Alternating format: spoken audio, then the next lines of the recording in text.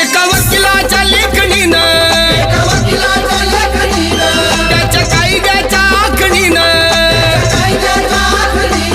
आमच्या हक्काचं लेखन व माय मग कुणी नाही केलं भलं व माय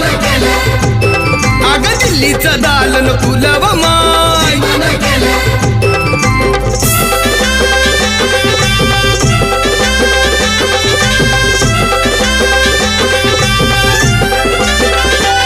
तुमच्या पोरानं शाळेत शिकावं आशाला जारीला मुकावं